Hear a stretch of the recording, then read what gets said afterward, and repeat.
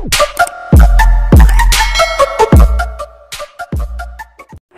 mga master! Welcome back again to our channel. Panibagong araw, panibagong kabanata na naman ang pagsamasamayin natin ngayong araw na ito.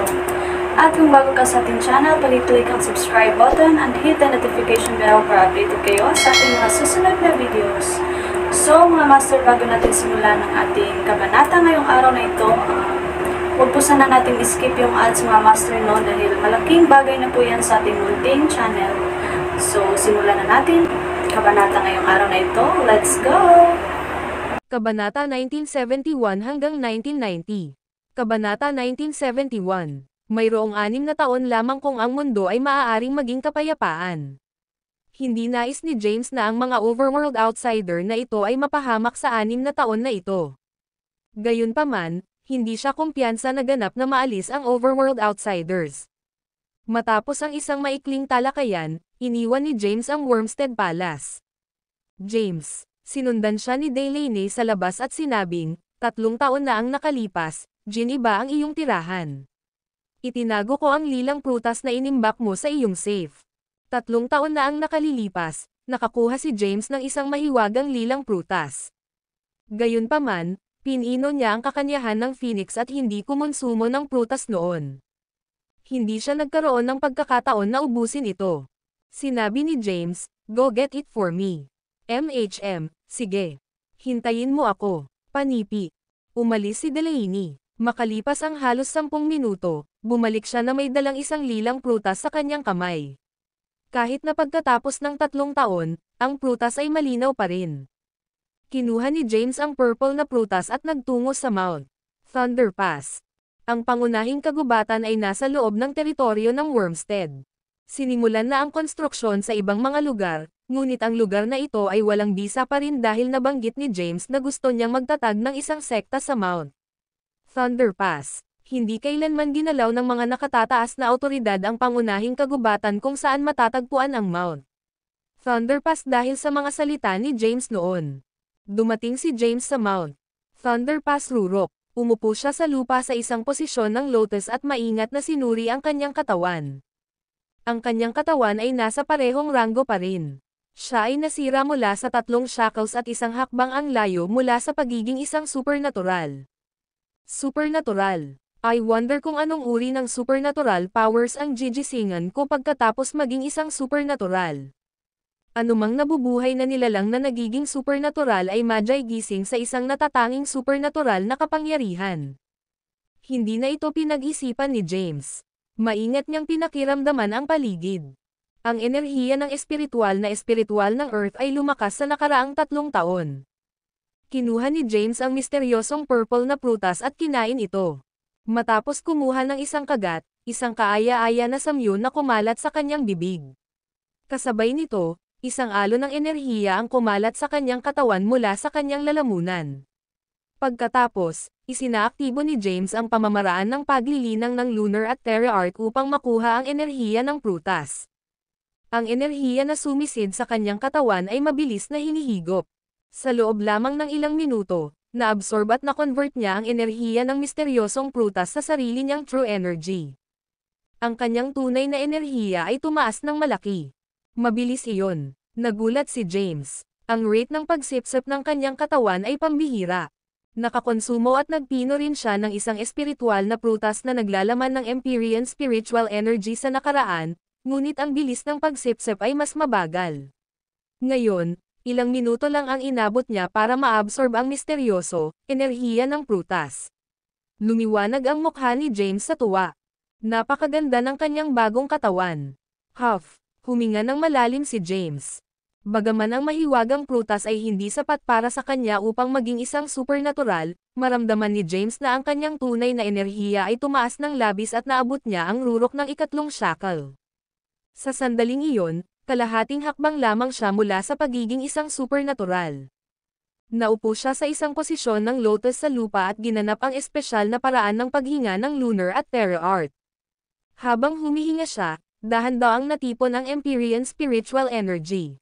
Masyadong mabagal. Sumimangot si James. Ang Lunar at Terra Art ay hindi epektibo sa pangangalap ng enerhiya na espiritual na Empyrean.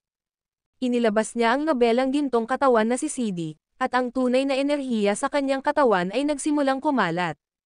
Ang buong force ng kanyang katawan ay nakabukas sa sandaling iyon, at malakas na enerhiya na nakatuon sa kanyang katawan. Ang enerhiya ay umusbong mula sa kanyang mga pores at pinagsama sa mga himpapawid at bakuran ng lupa, na nakakaapekto sa enerhiya na espiritual na Empyrean sa paligid niya. Ang Empyrean spiritual energy sa paligid niya ay naging makabuluhang aktibo at mabilis na natipon bago pumasok sa katawan ni James sa pamamagitan ng kanyang mga pores. Ang video na ito ay edited by Herban Storytelling. Kabanata 1972. Malaking halaga ng Empyrean spiritual energy ang pumasok sa kanyang katawan at na-refine sa pinakapuro true energy. Nagbago ang kanyang katawan, at bumilis ang kanyang cultivation. Ang bilis kung saan hinihigop niya ang enerhiya ng espiritual na Empyrean ay 10 beses o kahit 100 beses nang mas mabilis kaysa sa dati. Ang kanyang tunay na enerhiya ay patuloy na lumago. Tahimik na lumipas ang oras. Si James ay nagtanim sa Mount Thunder Pass sa loob ng kalahating buwan sa isang kisap mata. Makalipas ang kalahating buwan, naramdaman niyang hindi na mapapabuti ang kanyang true energy at alam niyang naabot na niya ang realm barrier. Ang isang hindi nakikita na hadlang ay lumitaw sa itaas ng kanyang ulo. Ang hadlang ay naghigpit sa kanyang cultivation base at true energy mula sa pagbuti pa. Break. Inipon ni James ang tunay na enerhiya mula sa kanyang buong katawan at hinampas ang kanyang kamao sa harang. Ang kanyang kasalukuyang lakas ay napakalaki at lumampas sa kanyang ranggo. Sa isang buong lakas na pag-atake lamang, ang realm barrier ay nabasag kaagad. Sa sandaling nasira ito, naramdaman ni James na pumasok siya sa isang mahiwagang estado. Naramdaman niya ang walang hanggan na demonic energy sa kanyang katawan at naramdaman niya ang pagtitipon ng itim na enerhiya sa kanyang elixir field upang bumuo ng isang itim na bulaklak ng lotus. Ang itim na lotus na bulaklak ay patuloy na bilog sa lugar. Habang lumipat ito, ang itim na enerhiya ng demonyo ay patuloy na umuurong mula sa kanyang katawan. Sa isang maikling sandali lamang, ang rurok ng Mount Thunder Pass ay nakapaloob sa pamamagitan ng itim na enerhiya ng demonyo. Ito ay sumisid sa hangin, at ang mga halaman na nakipag-ugnay dito agad. Ang nakapalibot na lugar ay patay na tahimik at hindi nagpakita ng mga anyo ng buhay. Ang demonic lotus. Natigilan si James matapos maramdaman ang itim na lotus sa kanyang katawan. Hindi niya inaasahan na may isisilang sa kanyang katawan pagkatapos niyang maging supernatural. Ipakita ang iyong sarili. Sinubukan niyang hilahin ang itim na lotus sa kanyang katawan. Sa sandaling iyon, ang itim na lotus ay nabasag sa itim na demonic energy at nagmamadaling lumabas sa kanyang katawan, reforma sa tuktok ng kanyang ulo. Ay ito ba ang aking supernatural na kapangyarihan? Bahagyang nagulat si James. Napatingin siya sa itim na lotus sa itaas ng kanyang ulo. Ang lotus ay 10 metro ang lapad at may 9 na petals. Ang bawat talulot ay lumitaw na may itim na enerhiya ng demonyo. Naisip ni James sa kanyang puso, malaki. Agad na lumaki ang itim na lotus. Maliit. Agad na lumiit ang itim na lotus.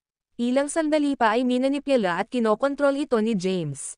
Nararamdaman niyang may malakas na enerhiya sa loob ng lotus. Sa isang pag-iisip, ang itim na lotus ay nagbago sa isang itim na ambon at muling pumasok sa kanyang katawan. Binawi ni James ang kanyang true energy, at nawala ang demonic energy, lumubog pabalik sa laman at buto ng kanyang katawan. Dahan-dahan siyang tumayo, tumingin sa malayong langit, at bamulong, sa wakas ay supernatural na ako. Ang aking katawan ngayon ay hindi kapani-pani walang makapangyarihan, at ang aking nagising na supernatural na kapangyarihan ay ang demonic lotus.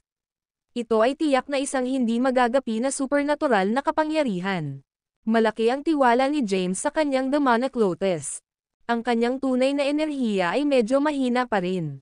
Gayunpaman, sa sandaling na-unlock niya ang kanyang 9 na panloob na mga pintuan at naabot ang supernatural na pagkumpleto, maaari niyang patayin ang anumang nabubuhay na nasa parehong ranggo na katulad niya. Matagal na mula nang ako ay bumalik. Dapat akong pumunta sa Lothian at suriin si Winnie. 4 na taong gulang na siya, ngunit wala akong ideya kung ano ang hitsura niya. Nagtataka ako kung makikilala niya ako. Panipi. Iniisip si Winnie, lumiwanag sa tuwa ang mukha ni James. Si Winnie ang patunay ng pagmamahalan nila ni Thea. Kinailangan ni Thea na linisin ang demonic energy sa loob ng Chamber of Scriptures at hiniling sa kanya na alagaan si Winnie, ngunit hindi niya natupad ang kanyang pangako. Pinababa niya sina Thea at Winnie. Hintayin mo ako, Winnie. Darating na si tatay upang bisitahin ka kaagad. Panipi. Ang video na ito ay edited by Urban Storytelling. Kabanata 1973. Matapos maging supernatural si James, umalis siya sa Mount Thunderpass at bumalik sa Wormstead Palace. Pagbalik niya, nagpakita kaagad si Delaney. Mayroon ka bang mga breakthrough, James? Maaga kang lumabas. Panipi. Bahagyang tumango si James at sinabing, Ma'am, naka-advance na ako sa isang supernatural. Ha? Nabigla si Delaney. Why ikaw ay isang supernatural lamang? Tumango si James at nagtanong, what's wrong? Ngunit pinatay mo ang isang supernatural powerhouse na nakalock ang ikaapat na panloob na gate. Nabigla si Delaney at hindi makapaniwala na si James ay naging isang supernatural lamang. Kung ang mga salita ni James ay totoo, nangangahulugan ito na hindi siya isang supernatural nang siya ay unang bumalik. Pagkatapos, paano niya papatayin ang isang supernatural na nakalock sa ikaapat na panloob na gate kapag hindi siya isang supernatural? Ngumiti si James at hindi ipinaliwanag ang kanyang muling pagkabuhay. Huwag nating pag-usapan ito. Plano kong magtungo sa Lothian upang makita si Winnie. Pagkatapos, linisin ko ang mga overworld outsider. Maaari mo ba akong tulungan na pag-uri-uriin ang isang dokumento sa lahat ng malakas na impormasyon ng overworld outsiders? Tatanggalin ko ang mga ito ng paisa-isa. Panipi. Nang marinig ito, naging seryoso si Delaney. Maraming mga makapangyarihang overworld outsiders, James. Ang ilan sa mga ito ay naaayon sa Zane, ang ilan kahit nasa itaas niya. Seryoso ka bang aalisin ang mga ito? Mayroon ka bang tiwala na manalo? Panipi. Kumpiyansa. Hindi rin sigurado si James. Hindi pa siya nakakalabas ng todo, kaya hindi siya sigurado sa kanyang lakas sa rurok nito. Bagaman wala akong 100% na tiwala sa pagpanalo, ang mga tao sa mundo ay pinahihirapan sa mga nakaraang taon, at dapat nating mabawi ang ilang dignidad. Kailangan nating ipakita ang mga overworld outsider na ang mga kakilakilabot na tao ay umiiral sa mundo. Panipi. Tumango si Delaney at sinabi, sige. Pupunta ako at ihahanda ang dokumento ngayon. Panipi. Nga pala, wala pa bang balita tungkol sa omniscient deity nitong ilang taon? Tanong ni James. Umiling si Delaney at sinabing, hindi. Ang omniscient deity ay hindi kailanman nagpakita ng kanyang sarili. Binalikan ni James ang nakaraan. Mula sa kanyang mga alaala, ang huling oras na nakita niya ang makapangyarihang Diyos ay nang magkasama sila sa silid ng mga banal na kasulatan. Si James ay pinaghihinalaang sa kanyang puso, maaari ba itong maging hindi kilalang Diyos ay nakakuha ng isang lihim na pamamaraan mula sa kamara ng mga banal na kasulatan at nasa isang saradong pintuan ng pagmumuni-muni sa mga nakaraang taon? Kung hindi, bakit hindi siya magpapakita kapag ang Earth ay nasa isang magulong sitwasyon? Kudlit. Matapos mag-isip saglit, inilagay niya ito sa likod niya. Tumalikod si Delaney at umalis upang ayusin ang impormasyon tungkol sa mga powerhouse ng overworld outsider. Di nagtagal, nakakuha si James ng impormasyon tungkol sa mga powerhouse ng overworld outsider. Naisave niya ito sa kanyang telepono at sumakay sa isang pribadong eroplano mula sa Wormstead hanggang Lothian. Sinamahan siya ni Delaney sa biyahe. Sa una, nais ni James na maglakbay ng mag-isa. Gayunpaman, sinabi ni Delaney na nanatili siya sa Wormstead ng ilang taon, bahagya na umalis. Kaya, nais niyang kumuha ng pagkakataon na maglakad-lakad. Hindi siya pinahihit ni James. Si Delaney ay orihinal na isang alagad ng sekta ng Mount Thunder ngunit dumating sa Wormstead upang tulungan siya. Dahil gusto niyang lumabas para mamasyal, walang dahilan si James para tumanggi. Sa eroplano, pumikit si James at nagpahinga. Umupo si Delaney sa tabi niya at sinulyapan siya paminsan-minsan. Pagkabalik ni James, naramdaman niya na medyo iba si James kumpara sa kanya 3 taon na ang nakararaan. Gayunpaman, hindi niya matukoy kung ano ang eksaktong nagbago sa kanya. Ang isang hindi nakikitang pakiramdam ng pang-akit ay hinayla siya sa kanya, na ginagawa siyang hindi malay na lumapit sa kanya. Nahuli ni James ang isang whiff ng kanyang kaakit-akit na samyo at binuksan ang kanyang mga mata. Malumanay siyang nagubo nang makita niya ang buong katawan ni Delaney na halos nakasandal sa kanya. Nabawi muli ni Delaney ang kanyang pandama at namula matapos mapagtanto kung ano ang nagawa niya.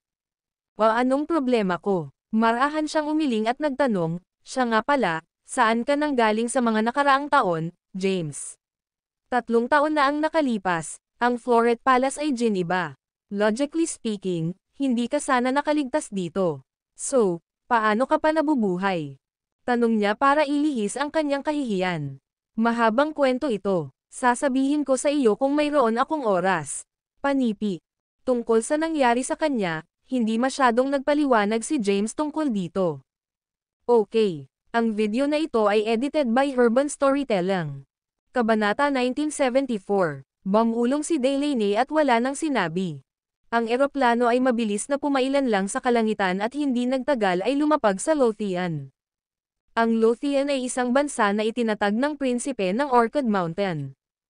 Ang bansa ay pinamamahalaan din ng isang ganap na autokrasya kung saan ang emperador ay may ganap na kontrol. Pagkababa ng dalawa sa eroplano, dumiretso sila sa Lothian Palace. Nang makarating sila sa pintuan ng palasyo, hinarang ng mga gwardya ng Lothian ang kanilang dinadaanan. Ipahayag ang iyong mga pagkakakilanlan. Ang palasyo ay hindi limitado sa mga tagalabas. Tumayo si Delaney at sinabing, "Ako si Delaney mula sa Wormstead. Mayroon akong isang mahalagang bagay upang talakayin sa kanyang kamahalan." Panipi. Tumingin ang gwardya kay Delaney at sinabing, "Maghintay ka rito. Pupunta ako at isusumbong ang pagbisita mo." Matiyagang naghihintay ang dalawa sa pintuan ng palasyo. Sa sandaling iyon, si Langston ay nagsisinungaling sa kama sa loob ng isang silid sa likuran ng palasyo ng Lothian. Mapatla ang kanyang mukha, at huminga siya ng mahina. Pinakilos ni Tyrese ang kanyang true energy para gamutin ang mga pinsala ni Langston. Maya-maya, huminto siya. "Ama, nag-aalalang sabi ni Tyrese, lumalala na naman ang mga sugat mo. Hindi tayo makapaghintay ng walang ginagawa. Kailangan nating humanap ng paraan para gumaling ang iyong mga pinsala sa lalong madaling panahon. Kung hindi, ang iyong buhay ay malalagay sa matinding panganib." Huff! Bumantong hininga si Langston. 6 na buwan mula nang mapanatili niya ang mga pinsala na ito. Patuloy na ginagamit ni Tyrese ang kanyang tunay na enerhiya upang pahabain ang buhay ni Langston sa nakaraang 6 na buwan. Gayunpaman, ang paggawa nito ay nangangahulugang pagpapalawak ng kanyang buhay at hindi pagpapagamot ng mga pinsala. Batid niya ang tindi ng kanyang mga sugat. Kung walang nahanap na lunas sa lalong madaling panahon, mamamatay na siya. Nahihirapang umupo si Langston. Agad na tumulong si Tyrese upang maitaguyod siya. Sumandal si Langston sa kama at tinanong, sa pamamagitan ng paraan, ano ang nauna ni Xandra hanggang sa mga araw na ito. Sagot ni Tyrese, ang enerhiya ng espiritual na Empyrean sa mundo ay nabuhay muli. Siya ay may masigasig na pandama at umalis na nagsasabing makakahanap siya ng isang mahiwagang item upang gamutin ang iyong mga pinsala. Panipi. Kamusta ang kalagayan niya? Tanong ni Langston. Sinabi ni Tyrese, matatag siya. Hanggat hindi niya ginagamit ang kanyang tunay na enerhiya, hindi siya magiging demonyo. Panipi. Nag-aalalang sabi ni Langston, kapareho ng kalagayan ni Thea. Hindi ako takot mamatay, pero nag-aalala ako sa kanya. Siya ay nagdusa ng husto sa mga mahabang taon na ito. Sa sandaling iyon, may kumatok sa pinto. Lumapit si Tyrese at binuksan ang pinto. Isang bantay ang lumuhad sa lupa at magalang na sinabi, pag-uulat. Isang lalaki at babae ang nagpakita sa labas. Inangkin ng babae na si Wormstead Delaney at humiling ng isang madla sa kanyang kamahalan. Panipi. Oh, Delaney. Bahagyang nagulat si Tyrese at sinabing, makikita ko siya. Matapos magsalita, lumingon siya sa Langston at sinabing, Ama, ang ilang mga tao mula sa Wormstead ay bumisita. Pupunta ako at makipagkita sa kanila. Panipi. Sige po. Marahang iwinagayway ni Langston ang kanyang kamay. Tumalikod si Tyrese at umalis. Hindi nagtagal, nakarating na siya sa labas ng palasyo. Agad niyang nakita ang isang lalaki at babae na nag-uusap ng masayang. Nang makita niya ang hitsura ng lalaki, siya ay dumbstruck. Sa takot na nag-hallucinate siya, kinusat niya ang kanyang mga mata. James. With a shocked expression, he walked over and took James's hand, exclaiming excitedly, "Ikaw ba talaga, James? Buhay ka pa?" "Ma'am, tiyuhin," binati siya ni James. "Haha, anak." Tuwang-tuwa si Tyrese at tinapik ang balikat ni James. Tuwang-tuwa niyang sinabi, "Alam kong hindi ka mamamatay ng ganoon kadali." Ang video na ito ay edited by Urban Storytelling. Kabanata 1975. Natuwa si Tyrese. 3 taon na ang nakalilipas, sumugod siya sa Floret Palace matapos malaman na namatay si James sa labanan. Gayunpaman, ang Floret Palace ay naging guho nang dumating siya. Nagpadala siya ng mga tao upang maghukay ng mga lugar ng pagkasira ngunit natagpuan lamang ang sandata ni James pagkatapos ng kanyang kamatayan ang Primordial Dragon Blade at Crucifer. Wala nang matagpuan ang kanyang bangkay. Sa makatuwid, napagpasyahan niyang patay na si James. Sa katunayan, naniniwala ang mga martial artist sa buong mundo na patay na si James, hindi lang siya. Hindi niya inaasahan na magpakita si James sa harap niya ng buhay pagkatapos ng 3 taon. Tanong ni James, "Uncle, how's Winnie?" "Pumunta ako para makita siya." Sabi ni Tyrese, "Kindergarten na si Winnie. Nasa Lothian Royal Kindergarten siya, at may 2 oras pa bago matapos ang paaralan." Naririnig ito, nagbuntong hininga si James. Sa pamamagitan ng paraan, narinig ko na ang lolo ay nasugatan 6 na buwan na ang nakalilipas at hindi na nakuhang muli. "Kumusta na siya ngayon?" "Panipi." "Huff." Mahinang hininga ni Tyrese. "Ang sitwasyon ng ama ay hindi maganda. Kung hindi tayo makahanap ng lunas, natatakot ako na hindi na niya ito mas matagal." "Panipi." Nang marinig ito ni James ay nakaramdam ng paninikip ang kanyang dibdib. Sabi niya nang may pag-aalala, "Pupunta ako at titingnan." "Sundan mo ako." Pinangunahan ni Tyrese si James sa likuran ng palasyo upang makita si Langston. "Lolo." Si Langston ay nakasandal sa kama, na nag-iisip tungkol sa isang bagay na mabagsik. Nang marinig niya ang boses na tumatawag para sa kanya, lumingon siya. Sa sandaling nakita niya si James, siya ay dumbfounded. Ilang segundo siya at sinabing, "James. Kid, buhay ka pa." "Panipi." Nagulat si Langston at hindi makapaniwala. Lumakad si James at umupo sa tabi niya. "Ma'am, buhay pa ako, Lolo. Hayaan mo akong suriin ang iyong kondisyon." "Panipi." Alam ni Langston na si James ay bihasa sa gamot, kaya't agad niyang inunat ang kanyang kamay. Sinuri ni James ang pulso ni Langston upang basahin ang kalagayan ng kanyang katawan. "Ang iyong tunay na enerhiya ay hindi kapani-pani walang mabangis." Kumunat ang noo ni James. Ang tunay na enerhiya sa loob ng katawan ni Langston ay napakasama at patuloy na sinisira ang kanyang katawan. Ang katawan ni Langston ay puno ng mga pinsala.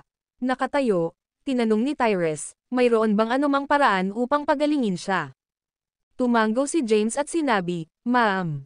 Ang tunay na enerhiya na aking nilinang ay nangyayari na ang nemesis ng gayong makasalaan ng tunay na enerhiya.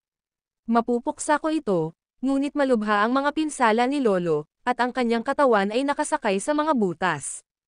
Kakailanganin ko ang aking crucifer upang gamutin ang kanyang mga pinsala. Sa kasamaang palad, nakipaghiwalay ako dito nang matalo ako sa labanan sa Floret Palace 3 taon na ang nakararaan, at hindi ko alam kung nasaan ito ngayon." Ngumiti si Tyrese at sinabi, "Nasa Lothian Palace." "Ano?" Nagulat si James. Paliwanag ni Tyrese, 3 taon na ang nakalipas, dinala ko ang mga tao sa Floret Palace para hanapin ka sa mga guho. Hindi kita nahanap, pero nakita ko ang mga armas na naiwan mo." Nang marinig ito, nakahinga ng maluwag si James. "Kung gayon, tutulungan ko munang alisin ang masasamang true energy sa kanyang katawan." Pagkatapos magsalita, pinakilos ni James ang kanyang true energy at inilagay ang kanyang kamay sa dibdib ni Langston. Nang gusto niyang paalisan ang masasamang true energy mula sa katawan ni Langston, bigla niyang nadiskubreng maa-absorb iyon ng kanyang katawan. Bahagya siyang natigilan. Pagkatapos mag-isip ng ilang segundo, na-absorb niya ang true energy mula kay Langston. Sa sandaling na-absorb niya ito, ang true energy ay pumasok at nawala sa kanyang katawan. Huff, huminga ng malalim si James. Hindi ka panipaniwala. Ang kanyang katawan ay hindi pangkaraniwan at kaya niyang sumipsap ng napakasamang true energy. Sa sandaling iyon, bumalik si Tyrese kasama ang crucifer. Ibinigay niya ito kay James at sinabing, dapat itong bakal na kawad na ito, di ba? Wala akong ideya kung paano gamitin ito at pinapanatili ito sa palasyo. Panipi. Kinuha ni James ang crucifixion. Ang video na ito ay edited by Urban Storytelling. Kabanata 1976. Diniin ni James ang dulo ng bakal na wire, at agad itong nawasak sa mga karayom. Kaagad pagkatapos, kinuha niya ang mga karayom at inilipat ang kanyang tunay na enerhiya sa kanila.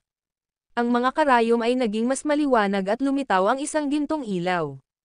Sinimulan ni James na ipasok ang mga karayom. Hindi nagtagal, natapos ang paggamot sa crucifixion. Sa kabilang banda, si Langston ay may maluwag na ekspresyon sa kanyang mukha. Nakaramdam siya ng isang mahiwagang enerhiya na mabilis na nag-aayos ng kanyang malubhang na sugatan na katawan at na mabilis na gumaling ang kanyang katawan. Sa mas mababa sa 10 minuto, gumaling si Langston. Binawi ni James ang mga karayom. Tumayo si Langston at iniunat ang kanyang mga kalamnan at buto sa hindi makapaniwala. Sabi niya, ito ay himala. Ito ay kamanghamanghang. Kanina lang ako naghihingalo, pero ngayon ay fully recovered na ako. Ang iyong paggamot ay mas epektibo kaysa sa anumang elixir o tonics. Tumingin si James kay crucifixion sa kanyang kamay. Matagal na niya itong nakuha at alam niyang ito ay isang pambihirang bagay. Matapos mapabuti ang kanyang lakas, nagkaroon siya ng bagong pag-unawa sa crucifixion. Napagpasyahan ni James na ito ay talagang isang kayamanan na naiwan mula noong sinaunang panahon. Kung hindi ito magkakaroon ng gayong mahimalang epekto. Inalis niya ang crucifixion at nagtanong, siya nga pala, nasaan ang aking ina? Kumusta siya nitong mga nakaraang taon? Sabi ni Tyrese, medyo stable na ang kondisyon ni Xander ngayon. Magiging maayos siya kung hindi niya gagamitin ang kanyang true energy. Ngunit, kapag ginamit niya ang kanyang true energy, siya ay magiging demonyo at lalakas. Ang kanyang kalagayan ay halos katulad ni Thea. By the way, kamusta si Thea? Bakit hindi ko siya nakita sa mga nakaraang taon? Panipi. Nawala sa isip si James. Alam niya na ang dugo ng 4 holy beasts ay nagdulot lamang ng mga side effects sa mga taong may supreme spiritual roots. Maaari ba itong maging kanyang ina na magkaroon din ng isang kataas-taasang espiritual na ugat? Naalala niya ang tagapag-alaga na nagsasabi sa kanya na dalhin ang sinumang nakatagpo niya na magkaroon ng parehong sitwasyon tulad ng Thea sa silid ng mga banal na kasulatan upang linisin ang kanilang enerhiya na demonyo. Matapos pag-isipan ng ilang sandali, bumalik siya sa kanyang katinoan at sinabing, ang pagsasanay ay nagsasanay sa isang ligtas na lugar. Sa sandaling iyon, biglang tumunog ang telepono ni Tyrese. Kinuha ni Tyrese ang kanyang telepono at nag-check. Nang makita na ito ay tumawag kay Xandra, sinabi niya ng may ngiti, pinag-uusapan lang namin siya, at ngayon ay tinawag siya. Sinagot niya ang telepono. Ang isang nababalisa na boses ay nagmula sa telepono. Tyrese, ako ay kinubkob at baka hindi ito mailabas. Mangyaring alagaan ang aming ama. Panipi. Beep, beep. Nang matapos magsalita si Xandra ay ibinaba na niya ang telepono. Nagbago ang ekspresyon ni Tyrese. At sumigaw siya, hello. Hello, Xandra. Anong nangyari sa'yo? Sa kasamaang palad, ibinaba na ng kabilang partido ang telepono. Hindi makatulong si James na magtanong, ano ang mali, tiyuhin. Seryosong sinabi ni Tyrese, tumawag si Xandra para sabihing kinubkob siya at hindi siya makakarating. Hiniling sa akin na alagaan ang aming ama. Panipi, nagdilim din si James' face. Anong nangyari? Hindi rin sigurado si Tyrese. Tumawag siya pabalik, gumawa siya ng maraming magkakasunod na tawag, ngunit wala sa kanila ang dumaan. Hindi nais na sumuko, gumawa siya ng ilang dosenang higit pang mga tawag. Sa wakas, kinuha ang tawag. Sa telepono, isang mabisyo na boses ang sumigaw, kung nais mong mabuhay siya, ibigay ang sagrado. Puno, mahinahong tanong ni Tyrese, anong sacred tree? Sino ka? At ano ang ginawa mo? Xandra, huwag kang ang tulala. Mamamatay ang babaeng ito kung hindi mo ibibigay ang sagradong puno. Sa loob ng 3 araw. Nasaan ka? Panipi, Mount Silberg. Tandaan mo, may 3 araw ka lang. Matapos ang ibang partido na magsalita, isinabot niya ang telepono. Tiningnan ni Tyrese si James at sinabi, si Xandra ay may mataas na pagiging sensitibo sa mga bagay na Empyrean.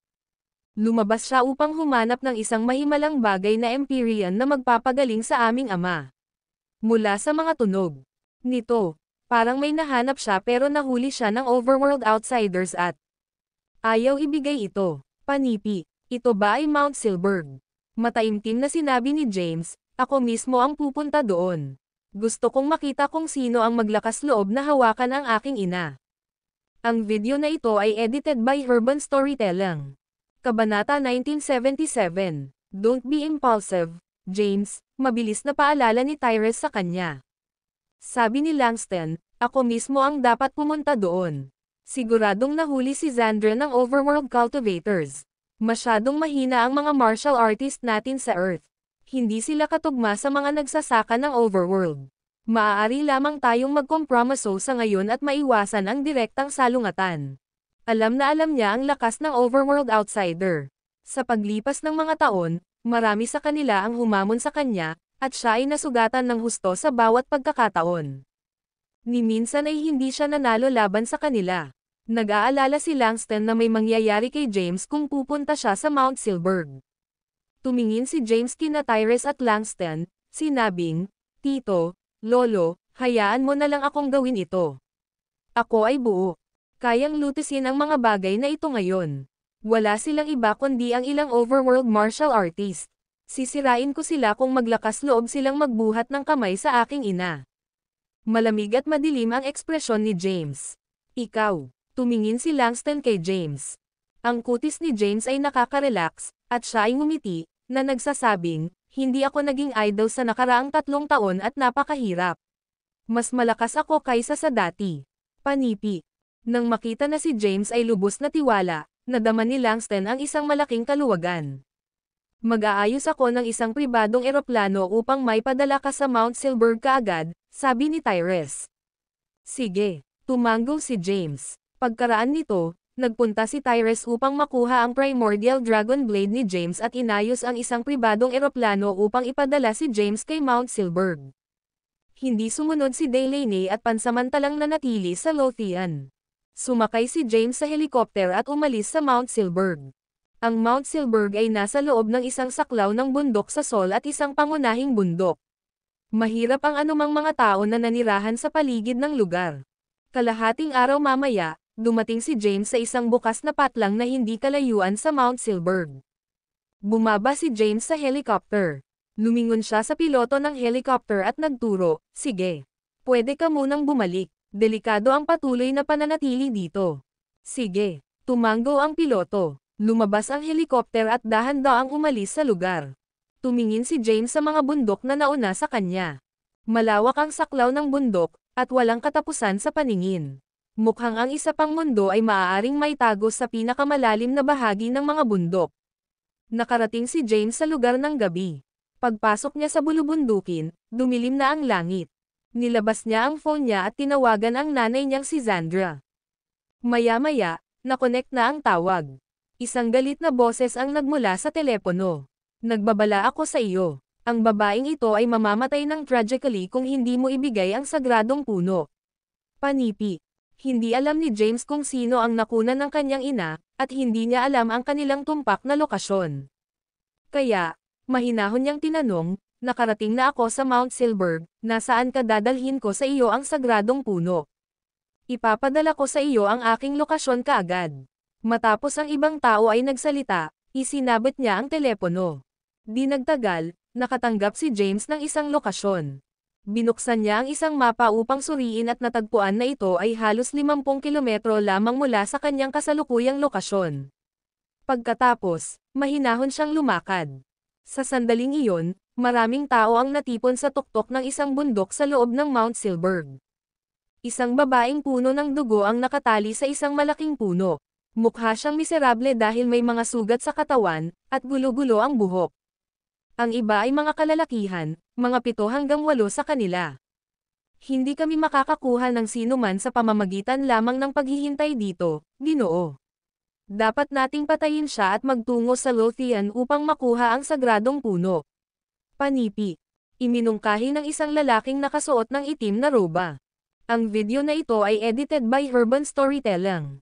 Kabanata 1978. Hindi na kailangang magmadali. Ang isang mahabang buhok na lalaki na may suot na asol na damit ay nakaupo sa isang bato at sinabi ng walang pasubali, "Pinapanood namin ang sagradong puno ng higit sa 6 na buwan, ngunit ang babaeng ito ay nagnanakaw sa amin. Paano ko ito maibabalik? Kung walang ibabalik ito sa amin, papatayin natin siya at pagkatapos ay magtungo sa Lothian." Panipi. Sinabi niya na ang sagradong puno ay inalis ng kanyang mga kasabwat. Siya ang anak na babae ni Langston, at ang taong kumuha nito ay dapat mula sa Lothian. Hindi ba mas mabuti para sa amin na salakayin lamang si Lothian? Payo ng ibang tao. Ang tao sa isang asol na balabal ay malumanay na kumaway sa kanyang kamay. Kami ay hindi nagmamadali at maaaring maghintay ng ilang araw pa. Naunawaan. Dahil sinabi ng kanilang young master, ang iba ay hindi na ng ahas na igiit pa. Ang mga taong ito ay mula sa overworld at dumating sa Earth 1 taon na ang nakalilipas. Pagdating nila sa mundo, naghanap sila ng mga mutated na halaman na ipinanganak mula sa Empyrean na espiritual na enerhiya sa malalim na bundok at kagubatan. Bilang overworld cultivator, hindi nila nais ang mga ordinaryong bagay. Ang sagradong puno na nahanap nila sa Mount Silberg ay kaimahimala. Naglalaman ito ng puro dami ng Empyrean spiritual energy. Naghintay sila ng 6 na buwan para lamang mamukadkad at mamunga ang puno.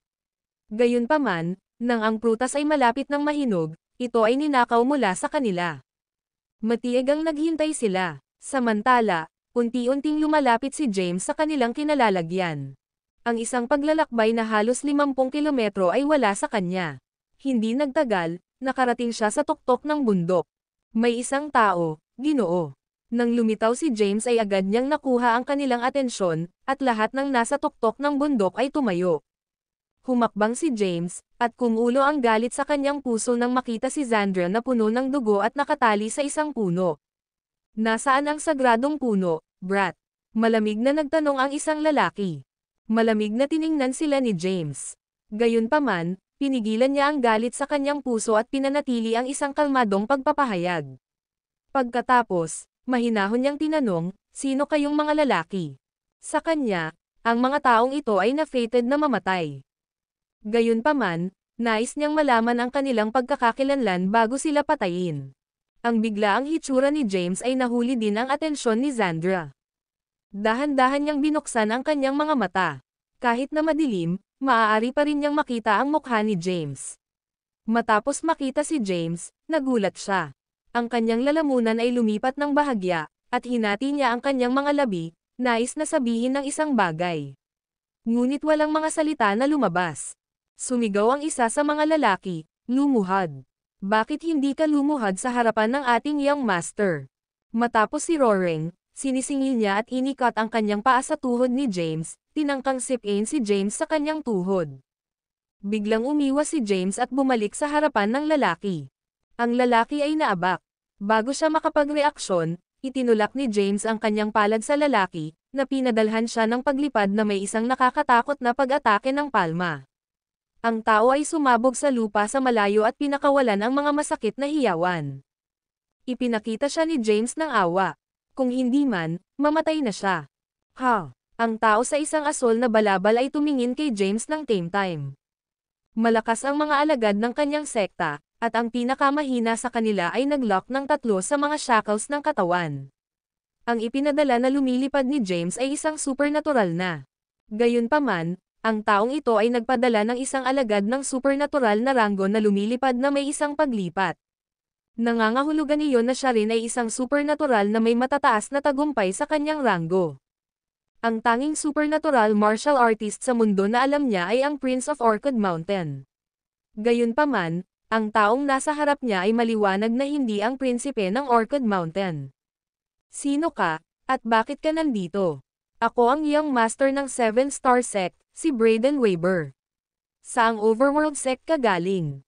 Bakit hindi kita nakita kanina?" Inakala ni Braden na si James ay hindi isang martial artist mula sa Earth kundi mula sa overworld. Bagamat malakas si Braden, hindi siya katapat ni Zane at ng iba pang overworld outsiders. Gayunpaman, nabuksan na niya ang 7th inner gate. Gayunpaman, hindi mapigilan ang kanyang puso habang kaharap si James. Pakiramdam niya ay hindi tao ang taong nauna sa kanya kundi isang demonyo. Karamihan sa mga mambabasa ay nagbabasa na ngayon ng mga nobelang ito. Ang video na ito ay edited by Urban Storytelling. Kabanata 1979. Nakaramdam siya ng takot kay James. Ang takot ay nagpalamig sa kanyang dugo. Tumingin sa kanya si James at walang pakialam na sinabi, "Brayden, right. Tama iyan. Ako ang iyong master ng 7-star sect, Brayden." Sagot ni Brayden at maingat na tinitigan si James. Nakaramdam siya ng labis na presyon mula kay James. Napakadama na ng mga salita at kilos ni James. "Ano ang ranggo ng iyong paglilinang?" tanong ni James. May file siya sa kanyang telepono na nagre-record ng impormasyon ng mga powerhouse ng overworld, ngunit wala siyang oras upang suriin ito ng buo. Si Brayden ay ayaw sumagot, ngunit ang mapang-api na presensya ni James ay natakot siyang sumalungat sa kanya. Kaya, matapat siyang sumagot, "Ako ay isang supernatural na nakalock ang ikapitong panloob na gate." Nagulat si James nang marinig iyon. Na-unlock ng taong ito ang 7th inner gate at malayo sa mga disipulo ng sword sect sa mga tuntunin ng lakas. Hindi siya sigurado kung ang kanyang kasalukuyang lakas ay maaaring talunin ang isang supernatural na nakalock sa ikapitong panloob na gate. "W sino ka?" tanong ulit ni Brayden. "James Caden," casual niyang sagot. James. Natigilan si Brayden. Hindi niya maalala ang sino mang nagngangalang James Caden mula sa overworld.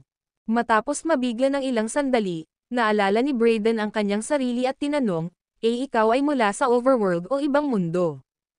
Umiling-iling si James at dahan-daang sinabi, "Galing ako sa lupa, panipi." "Ano?" Si Brayden at ang iba pang 7 alagad ng sekta ay nagulat. Isang martial artist mula sa Earth. Kailan nagkaroon ng napakalakas na martial artist sa mundo? Dahan-daang humakbang si James. Bahagyang umatras si Brayden.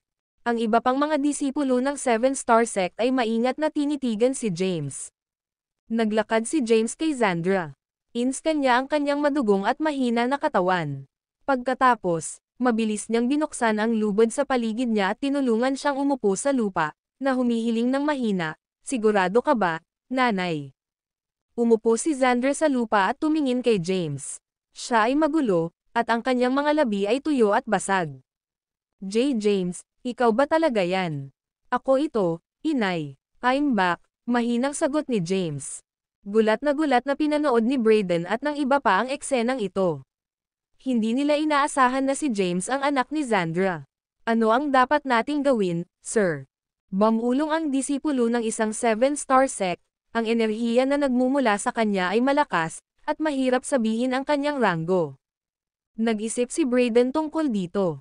Dumating sila sa Earth para sa magandang kapalaran at mga pagkakataon. Sa wakas, natagpuan nila ang isang sagradong puno, na ninakaw mula sa kanila. Ayaw niyang isuko ito. Gayunpaman, siya ay bahagyang natatakot kay James. Hindi niya alam ang lakas ni James, ngunit bahagyang nag-aalala siya sa malakas na enerhiya na nagmumula sa kanya. Pakiramdam niya ay nakaharap siya sa isang walang kapantay na powerhouse at ganap na walang magawa. Matapos mag-isip tungkol dito, nagpasya siyang subukan ang lakas ni James. Kung malakas si James, ibibigay niya ang Sacred Tree. Kung katamtaman lang ang lakas ni James, papatayin niya si James. "James," malamig na sabi ni Brayden, "ibigay mo ang sagradong puno. Kung hindi, ang lugar na ito ang magiging libingan mo." Dahan-daang tumayo si James at sinulyapan si Brayden. Pagkasalubong ng kanyang tingin, hindi mapigilan ni Brayden na kiligin. Ang video na ito ay edited by Urban Storytelling. Kabanata 1980. "Galing ka sa overworld, di ba?" Sinabi ni James na may isang mabagsik na ekspresyon. Ang mga tagalabas ng overworld ay hindi tinatrato ang mga lupa tulad ng mga tao, ngunit bilang mga alipin at pinatay ang aking uri. "Kailangan kong maghayganti sa aming mga tao, simula sa 7 sekta ng bituin." Panipi. Naikuyom ni James ang kanyang mga kamao, at ang matinding demonic energy ay lumabas sa kanyang katawan. Atake. Utos ni Brayden. Maraming mga tao ang gumuhit ng kanilang mga tibak ng sabay-sabay. Swoosh! Ilang pagsabog ng sword energy ang agad na binaril kay James. Nakatayo si James sa pwesto, hindi gumagalaw na parang bundok. Nang makalapit sa kanya ang sword energies, Ang kanyang katawan ay kumikislap na parang kislap ng liwanag at mabilis na nakaiwas sa mga pag-atake. Kaagad pagkatapos, itinapon niya ang kanyang kamao at naglunsad ng isang pag-atake. Ang isa sa mga alagad ng 7 bituin ay agad na sumabog. Isa-isa niyang pinaalis ang mga ito ng tig-iisang suntok. 7 hanggang 8 sa mga alagad ng sect na namatay ng walang tragically sa loob lamang ng ilang segundo. Si Brayden na lang ang naiwan na nakatayo na may takot sa mukha. Nabigla si Brayden at nakaramdam ng pag-agaw sa kanyang gulugad nang makita niya ang pag-atake ni James. Masyado siyang malakas. Ang kanyang kalaban ay mabigat. Napakarami sa kanila ang hinarap ni James sa napakaikling panahon gamit lamang ang kanyang mga kamao. Ano ang iyong ranggo ng paglilinang? Bumalik ang ilang hakbang ni Brayden. Mahinahon na tiningnan ni James si Brayden. Matapos ang ilang mga galaw, malinaw na naintindihan niya ang lakas ng kanyang pisikal na katawan. Gayunpaman, hindi pa rin niya alam kung gaano siya kalakas kung siya ay lumabas. Tumingin siya kay Brayden at mahinahon na sinabi, bibigyan kita ng pagkakataon na mabuhay. Labanan mo ako ng lahat ng iyong lakas. Kung talunin mo ako, maaari kang mag-iwan ng buhay. Panipi. Nais ni James na lumabas lahat ngayon at ipatupad ang kanyang buong lakas. Matapos ang maikling pagkabigla, mabilis na kumalma si Brayden. Naunawaan niya na ang mga martial artists sa Earth ay walang kumpletong kaalaman sa cultivation. Kamakailan lamang ay bumangon ang malakas na martial artist. Anuman ang lakas ng mga tagalupa, hindi ito maikukumpara sa mga tagalabas. Sa pag-iisip tungkol dito para sa isang habang, nadama ni Brayden na mas matiyak. Tulad ng nais mo, nagdilim ang kanyang mukha, at agad siyang lumitaw sa harap ni James, na naghagis ng isang suntok sa kanya. Hindi umiwas si James. Sa halip, itinaas niya ang kanyang kamao at sinalubong ang pag-atake ni Brayden. Nagsalpukan ang dalawang malalakas na puwersa. Ang pagkabigla ay nagtulak sa katawan ni James ng ilang metro ang layo, at ang matinding puwersa ay sumisid sa kanyang buong katawan mula sa kanyang braso. Ang kanyang enerhiya ng dugo ay bumagsak, at hindi niya ito mapigilan. Puff! Siya ay naglabas ng isang bibig ng dugo. Napaatras din si Brayden ng ilang hakbang. Ang kanyang kalagayan ay hindi mas mahusay kaysa kay James. Ang kanyang perlekyo ay nasira, at ang dugo ay bumagsak sa kanyang braso. Isang marahas na bagyo ang nagluluto sa kanyang puso.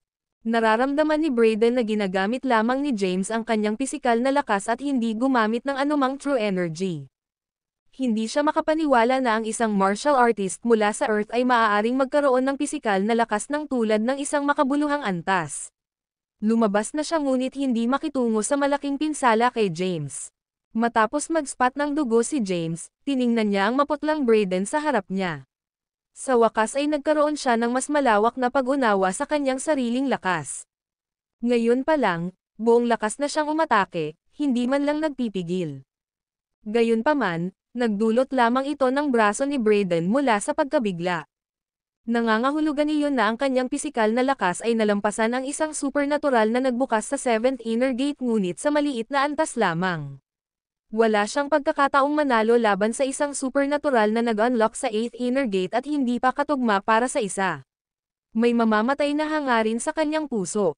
Dahil ang kanyang kasalukuyang lakas ay hindi sapat upang labanan si Zane at ang iba pa, hindi niya mailantad ang kanyang sarili ngayon. Kung hindi, siya ay hahabulin. Mamatay. Nagdilim ang mukha ni James. Nabigla si Brayden sa lakas ni James. Sa sandaling iyon, ang pag-iisip ng pagtakas ay tumawid sa kanyang isipan.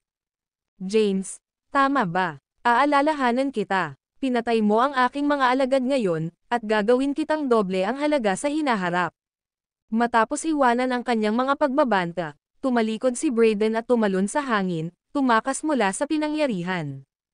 Sa palagay mo maaari kang makatakas. Nagdilim ang mukha ni James, at pinangunahan niya ang lahat ng kanyang lakas, mabilis na hinabol siya. Ang video na ito ay edited by Urban Storytelling. Kabanata 1981. Mabilis na tumakas si Brayden. Sa isang hakbang, lumitaw siya 100 metro ang layo. Gayunpaman, ang bilis ni James ay hindi mas mababa sa kanya. Ang kanyang pisikal na katawan ay binago ng demonic lotus, na nagbigay sa kanya ng nakakatakot na kapangyarihan. Ipinagtaguyod ni James ang kanyang pisikal na lakas at mabilis na hinabol pagkatapos ni Brayden. Nahuli niya si Brayden sa malalim na kagubatan ng bundok at hinarang ang kanyang daan. Sa sandaling iyon, si Brayden ay hindi maaaring magkaroon ng anumang lakas mula sa kanyang braso. Patuloy na damyugo ang braso niya. Tumingin siya kay James na humaharang sa dinadaanan niya at malamig na sinabi, "Don't act arrogant, James. Ako ay mula sa overworld, at hindi magtatagal bago ang aking mundo ay sumanib sa Earth. Kapag dumating ang oras na iyon, ang pinakamalakas na tao mula sa ating mundo ay darating sa Earth. Siguradong pahihirapan ka hanggang kamatayan kung papatayin mo ako ngayon." Alam ni Brayden na wala siyang tugma kay James. Sa gayon, siya ay nagsagawa ng pagbabanta at pananakot kay James. Hindi naman naapektuhan si James sa sinabi niya. Kailangang mamatay si Brayden. Kung hindi man, ibubuhos niya ang kanyang impormasyon at maakit ang mga kakilakilabot na mga kaaway tulad ni Zane upang manghuli sa kanya. Alam ni James na hindi pa siya handa. Ang iyong kamatayan ay hindi maiiwasan. Wala nang sinabi si James at iginuhit ang kanyang taybak. Ang Primordial Dragon Blade ay nagniningning ng isang maliwanag na gintong ilaw. Mapangahas, galit na galit si Brayden. Alam niya na mas mababa siya kay James, ngunit maaaring mabaigo siya ni James kung sinubukan niya ang kanyang makakaya upang labanan muli. Inilabas din ni Brayden ang kanyang taybak at pinakawalan ang lahat ng kanyang enerhiya. Ang enerhiya ay nagdulot ng mga sinaunang puno sa paligid nila na mabulok. Ang ilang mga bato ay sumabog din at nasira. "Papatayin kita," galit na sigaw ni Brayden. Hinawakan ang kanyang mahabang taybak, agad siyang lumitaw sa harap ni James at sinampal ang kanyang taybak, na naglalayong ang kanyang ulo. Itinaas ni James ang Primordial Dragon Blade upang labanan. Clank! Bumangga ang dalawang taybak, at nag-flick ang mga spark. Ang lupa sa ilalim ng mga paa ni James ay nakabukas ng bukas dahil sa napakalaking puwersa. Gayunpaman, pinigilan ni James ang puwersa. Gumanti siya ng pag-atake at itinutok ang kanyang espada sa mga vital point ni Brayden. Mabilis na binago ni Brayden ang kanyang posture para pigilan ang pag-atake ni James. Agad na sumiklab ang matinding away. Ginamit ni James ang lahat ng kanyang lakas sa kanyang Katanji tanging swordsmanship, na pinipilit si Brayden na umatras palagi. Sa ilang sandali lang, nabutas ang hita ni Brayden, at nabuo ang isang madugong sugat. Sa pakikipaglaban kay James, lalong nagalit si Brayden. Pinahusay niya ang lahat ng kanyang lakas ngunit hindi niya nakakasama kay James. Gayunpaman, mabilis ang reaksyon ni James, at mabilis niyang naiwasan ang kanyang mga pag-atake. Matapos ang ilang palitan ng mga galaw, napilitan si Brayden na ipagtanggol ang pasibo. Bagaman mayroon siyang medyo mataas na ranggo, siya ay pasimpleng pagtatanggol laban kay James. Gayunpaman, hindi siya mapapatay ni James sa lalong madaling panahon. Boom! Bumangga muli ang dalawang taybak. Si Brayden ay kumatok pabalik ng 100 metro, at ang kanyang katawan ay bumagsak sa isang malaking puno, na kumatok ito. Naramdaman din ni James ang resulta ng banggaan, at namamanhid ang kanyang braso. Malakas siya. Huminga ng malalim si James. Makapangyarihan ang isang supernatural na nagbukas ng 7th inner gate. Sa kabila ng paggamit ng lahat ng kanyang lakas, hindi niya ito madaling patayin. Nag-aalala si James na i-drag ito ng mas mahaba ay magbibigay daan sa mga hindi inaasahang sitwasyon. Inalis niya ang Primordial Dragon Balde. Ang itim na enerhiya ay lumitaw mula sa kanyang katawan at mabilis na nagtipon upang makabuo ng isang itim na lotus. Isang malakas na enerhiya ang lumabas mula sa lotus. Ito. Nagbago ang ekspresyon ni Brayden. Ito ang enerhiya na natakot sa kanya noon. Ngayong lumitaw na ang itim na lotus, tumindi ang kanyang pakiramdam ng pagkatalo. Sa ilalim ng pagsupil ng enerhiya, nanginginig ang mga binti ni Brayden, at hindi niya maiwasang magkaroon ng gana na lumuhad para sambahin si James. Pilit niyang pinigilan ang pakiramdam, hindi pinapayagan ang kanyang sarili na lumuhad. Nang maglaon, hindi na niya ito makatiis at lumuhad. Pinakilos niya ang lahat ng kanyang tunay na enerhiya at pilit na nilabanan ang pagsugpo sa itim na lotus. Siya ay nagpupumilit na bumangon mula sa lupa at tinitigan si James na may takot. Sa pamamagitan ng kanyang nanginginig na ngipin, tinanong niya, "W ano iyon?" Ang video na ito ay edited by Urban Storytelling. Kabanata 1982. Ang itim na lotus ay nagpahirap kay Brayden na magsalita ng malinaw. Nagulat si James nang makita si Brayden na natatakot. Inilabas lamang niya ang kanyang supernatural na kapangyarihan. Malumanay na sumagot si James, ito ang aking supernatural power. Igaling ka sa demon race. Ikaw ang demonyong nanatili sa Earth noon. Sumimangot si James, demon. Anong demonyo ang nanatili sa mundo pabalik noon? Gayunpaman, wala siya sa mood para isipin iyon. May isang nakamamatay na hangarin sa kanyang mukha. Pumalakpak, lumuhad si Brayden sa lupa at paulit-ulit na yumuko, dakilang Demon Lord, mangyaring huwag mo akong patayin. Magiging alipin mo ako habang buhay. Natakot siya. Ang mga demonyo ay nakakatakot na umiiral.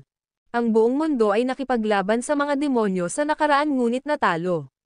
Kung wala ang ilang mga powerhouse na nagsakripisyo sa kanilang sarili, ang Earth at ang iba pang libu-libong mundo ay nalipol na ng mga demonyo matagal na ang nakalipas. Mamatay. Nagdilim ang mukha ni James. Sa isang pag-iisip, ang itim na lotus ay mabilis na lumulutang. Lumipat ito sa ulo ni Brayden, at lumabas ang itim na enerhiya mula rito. Bumagsak ang enerhiya mula sa langit at lumubog sa katawan ni Brayden. Boom! Ang katawan ni Brayden ay napunit at sumabog. Siya ay naging wala, walang iniwang laman o dugo. Tahimik na pinagmamasdan ni James ang nangyari. Hindi niya inaasahan na ang kanyang natal lotus ay napakalakas. Si Brayden ay isang supernatural na nakalock sa ikapitong panloob na gate. Gayunpaman, wala siyang magawa laban sa kanyang itim na lotus at namatay. Sino ang demonyong binanggit niya? Binawi ni James ang itim na lotus at nag-isip sa kanyang puso. Alam niyang ang kanyang kasalukuyang pisikal na katawan ay ginawa gamit ang itim na lotus at alam niya ang pinagmulan nito. Noong sinaunang panahon, iniwan ng isang powerhouse ang demonic lotus pagkatapos ng kanyang kamatayan. Nagsumikap ang mga ninuno ng Earth para makuha ang demonic lotus. Ang demonyo ba ang kaaway na pinag-uusapan ng tagapag-alaga? Bulong ni James. Inalis niya ang kanyang mga saloobin at mabilis na iniwan ang lugar, bumalik sa bundok. Si Xandra ay nanatiling nakaupo sa lupa, hinihimok ang kanyang tunay na enerhiya na pagalingin ang kanyang mga sugat. Nakakakita ng pagbabalik ni James, hindi niya maiwasang tumayo, nagtanong, paano ito napunta, James? Sa sandaling iyon, inalis ni James ang kanyang enerhiya at ganap na naiiba sa taong may demonyong enerhiya ngayon. Bahagya siyang ngumiti at sinabing, pinaalis ko siya. Ikaw, nabigla si Xandra. Alam niya ang batang master ng sekta ng 7 bituin, ang lakas ni Brayden. Siya ay isang supernatural na na-unlock ang ikapitong panloob na gate. Maaari niyang mangibabaw ang mundo. She was in disbelief na kayang pumatay ni James ng powerhouse na ganyan. Ngumiti si James at sinabing, everything's settled. Ligtas ka na ngayon. Hayaan mo muna akong gamutin ang mga sugat mo. Kinuha niya ang crucifier at sinimulang gamutin ang mga sugat ni Xandra. Di nagtagal, ang mga pinsala ni Xandra ay gumaling. Ang dalawa ay nakaupo sa isang malaking bato sa bundok. Ang maliwanag na buwan ay nakabitin sa madilim na kalangitan, at ang nakasisilaw na puting ilaw ay lumiwanag sa lupa. Anak, anong nangyari nitong mga nakaraang taon? Hindi ka ba namatay sa Floret Palace? Paanong buhay ka pa? Napatingin si Xandra kay James ng masama. Si James ay gumawa ng isang pagsasalaysay ng kanyang paglaho. Naniniwala si Xandra na totoo ito. Siya ay hinalinhan na si James ay malakas at may kakayahang pumatay ng isang supernatural na nakalock sa ikapitong panloob na gate. Oh, tama. Biglang may naalala si Xandra at ngumiti ng pilyo kay James, pumunta ako dito para humanap ng mahimalang bagay na magpapagaling sa tatay ko. Pagdating ko sa Mount Silberg, nakita ko ang mga tao mula sa 7-star sect na nagbabantay sa isang puno. Pagkatapos, ninakaw ko ang sagradong puno at itinago kapag hindi nila pinapansin. Ihahatid na kita agad. Naintriga si James sa sagradong puno. Isang bagay na maaaring interesante kahit isang supernatural na nag-unlock sa 7th inner gate ay tiyak na isang bagay na hindi pangkaraniwan. Tumanggo siya at sinabing, sige. Tumayo ang dalawa, at pinangunahan ni Xandra si James sa pamamagitan ng Mount Silberg. Makalipas ang mahigit 2 oras na paglalakad, ang dalawa ay nasa malalim na bahagi ng Mount Silberg. Huminto si Xandra sa harap ng ilang bushes at pinaghiwalay ang mga ito. Nakita ni James ang isang maliit na puno na nakatago sa loob ng mga bushes. Ang maliit na puno ay halos 1 metro ang haba. Ang puno ng kahoy ay pilak, na may ilang mga sanga, dahon, at bulaklak, na pilak din. Ngayong gumaling na ang kanyang mga sugat, namumula na naman ang kanyang mukha. Gayunpaman, magulo pa rin ang kanyang buhok, at may mga bahid ng dugo sa kanyang mukha, na ikinalulungkot niya. Hindi ako namatay. Nagtago ako at nagsasanay ng husto sa nakalipas na 3 taon. Kakalabas ko lang. Nagsinungaling si James. Ang impormasyon tungkol sa tagapag-alaga ay kailangang manatiling kumpidensyal, at hindi niya masabi sa sinuman, kahit na ang kanyang ina. Ang video na ito ay edited by Urban Storytelling. Kabanata 1983. Pinulot ito ni Xandra at sinabing, ito ang sagradong puno. Hindi ko alam kung bakit, ngunit napakasensitibo ko sa gayong mga banal na bagay. Nararamdaman ko pa rin sila kahit malayo ako sa kanila. Medyo kamangha-manghang iyon. Tumingin si James kay Xandra sa sorpresa. Tumango si Xandra at sinabing, I could sense its exist in Souls Mount Silberg from Lothian. Pumunta ako dito base sa senses ko. Naririnig ito, nagulat si James. Nararamdaman niya ang banal na bagay sa Mount Silberg ni Sol mula sa Lothian. Ang kakayahang gawin ito ay kamangha-manghang. Sa madaling salita, kahit saan ang isang bagong banal na bagay ay ipinanganak sa hinaharap, maiintindihan ito ni Xandra. Patuloy ni Xandra, nararamdaman ko rin ang maraming halaman na naglalaman ng Empyrean spiritual energy na lumalabas sa buong mundo. Ang mga bunga ng mga halaman na ito ay mahusay na tonic na maaaring mapabuti ang lakas ng mga martial artist. Gayunpaman, ang sacred tree na ito ay ang pinakabihirang isa ayon sa aking pandama. Tumingin si James sa sagradong puno. Ang trunk, sanga, dahon, at bulaklak ay lahat ng pilak. Bilang karagdagan, ang enerhiya ng pilak ay maaaring makita ng vaguely na bumabagsak sa mga sanga. Ang paningin nito ay napakakaimahimala. Hindi gaanong alam ni James ang tungkol sa sagradong puno dahil ang mga banal na bagay na ito ay nangyari lamang dahil nagbabago ang mundo. Kaya, ang mga tao sa Earth ay hindi pa nakakita ng mga bagay na ito noon pa man. Ang tanging bagay na tiyak ay ang mga banal na bagay na ito ay kapaki-pakinabang sa mga tao. Mula sa kanilang nakaraang pag-uusap, alam ni Xandra na pinagaling na ni James si Langston. Kaya, ang sagradong punong na-snatched ay hindi magagamit. Ibinigay niya ito kay James at sinabi ng may ngiti, wala pa akong binigyan sa iyo sa nakaraan. Kaya, nais kong ibigay sa iyo ang sagradong punong ito. Panipi. Pinigilan siya ni James at sinabing, hindi. Nagtrabaho ka ng husto upang makuha ang sagradong puno. Hindi ko ito matatanggap. Panipi. Sinabi ni Xandra, kunin mo na. Ang aming lupa ay nangangailangan ng isang makapangyarihang tao upang umakyat. Malakas ka na ngayon, ngunit hindi pa bukas ang selyo, at kailangan mong maging mas malakas upang maprotektahan ang mga tao sa mundo sa hinaharap. Dahil iginiit ni Xandra, hindi tumanggi si James at tinanggap ang sagradong puno. Salamat, nanay. Xandra beamed with a bright smile. Nakahinga siya ng maluwag dahil napaka-promising ng anak niya. Pagkaraan, ang dalawa ay umalis sa Mount Silberg. Bumalik muna si Xandra sa Lothian. Samantala, bumalik si James sa Southern Plains kasama ang Sacred Tree. Ang Sacred Tree ay misteryoso, at wala siyang ideya kung anong bunga ang tatubo mula rito. Kung overworld, natuklasan ito ng mga tagalabas, tiyak na darating sila upang makuha ito mula sa kanya. Ang video na ito ay edited by Urban Storytelling. Kabanata 1984. Kailangang mag-ingat at bantayan ni James ang sagradong puno hanggang sa ito ay mamunga. Bumalik siya sa Mount Thunderpass at itinanam ang sagradong puno. Sa sandaling nakatanim niya ang sagradong puno, malinaw na maramdaman niya itong mabilis na sumisipsip ng espiritual na enerhiya ng Empyrean. Nagtipon ang Empyrean spiritual energy sa palibot ng Sacred Tree. Ito ay higit na puro kaysa noong siya ay nilinang. Tumingin si James sa maliit na pilak na puno at hindi napigil ang purihin, nakakamangha. Sinimulan niyang asahan ang mahiwagang prutas na lalago mula sa maliit na puno. Ito ay isang sandali na inaasahan niya. Maging ang kanyang ina ay nagsabi na ang maliit na puno ay kasalukuyang pinakadulo sa mundo, kaya ang bunga nito ay tiyak na madaragdagan ang kanyang base sa paglilinang ng malaki.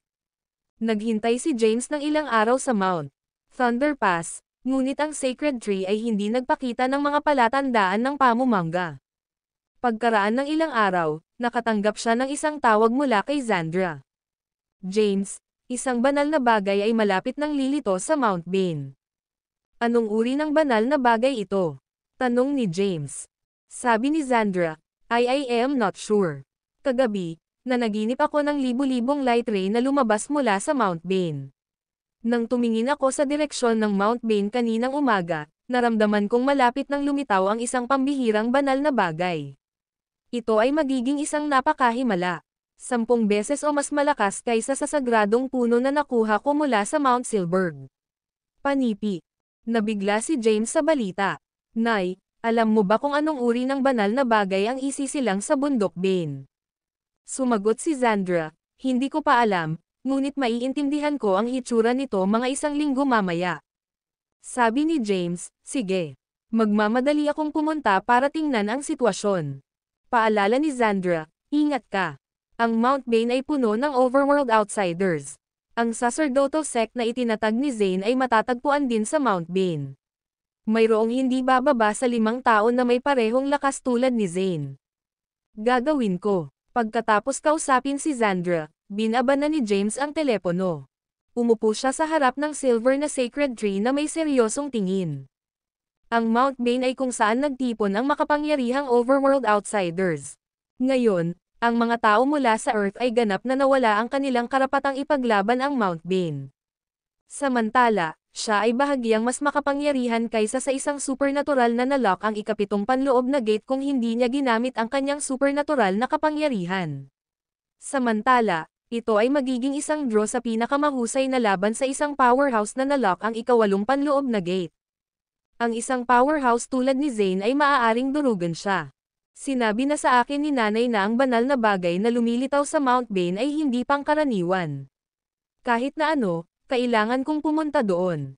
I can't let the overworld outsiders benefit from it, bulong ni James. Pagkatapos, tinawagan niya si Delaney. Nakabalik na si Delaney sa Wormstead. Di nagtagal, lumitaw siya sa Mount Thunder Pass. Nakasuot siya ng puting damit at mukhang isang engkanto. Dahan-daang lumapit siya kay James at tumawag ng matamis, James. Tumanggaw si James at sinabing, nagpaplano akong magtungo sa Mount Bane. Ikaw ang pinakamalakas sa Lothian. Hiniling ko sa iyo na dumating dahil kailangan kita upang tulungan akong bantayan ang sagradong punong ito. Panipi. Tumingin si Delaney sa sagradong puno. Alam niya na dinala ni James ang isang sagradong puno mula sa Mount Silberg. Gayunpaman, nagulat pa rin siya matapos makita ang enerhiya ng Empyrean na natipon sa paligid ng sagradong puno. Matapos ang isang pansamantalang pagkabigla, tinanong niya, si James, ang Mount Bane ay naging lugar ng pagtitipon para sa mga tagalabas ng overworld. Ano ang pupuntahan mo? Panipi. Sabi ni James, sinabi ng aking ina na may isang banal na bagay na lilito sa Mount Bane sa loob ng 1 linggo. Kailangan kong pumunta para tingnan. Sige, tutulungan kitang bantayan ang sagradong puno. Mag-ingat sa iyong paglalakbay sa Mount Bane. Salamat. Kung may mangyari, tawagan mo ako. Panipi. Matapos humingi ng tulong si James, tumalikod siya at umalis. Ang video na ito ay edited by Urban Storytelling. Kabanata 1985. Matapos maipaliwanag ni James ang kanyang hangarin kay Delaney, iniwan niya ang Mount Thunder Pass. Ang kanyang destinasyon ay ang Mount Bane dahil sinabi ng kanyang ina na isang banal na bagay ang lilito sa Mount Bane sa loob ng 1 linggo, at ito ang magiging pinakamahalagang lilito sa Earth. Kung ano iyon, hindi pa niya alam. Maging ang kanyang ina ay hindi sigurado kung ano ang lalabas sa pagkakataong ito. Ang alam lang niya ay isang pambihirang banal na bagay ang lilito sa Mount Bane sa loob ng 1 linggo. Matapos umalis sa Mount Thunder Pass, pumunta siya sa Wormstead at sumakay sa pribadong eroplano na inayos ni Henry. Makalipas ang kalahating araw, nagpakita siya sa Mount Bane ni Sol. Ang Mount Bane ay naging isang lugar ng pagtitipon para sa overworld outsiders.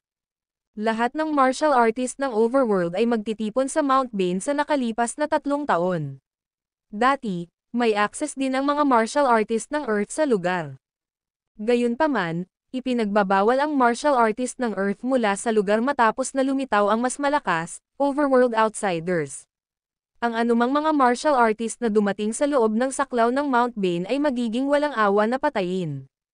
Sa nakalipas na ilang taon, hindi mabilang na mga martial artist mula sa Earth ang namatay sa kamay ng Overworld Outsiders.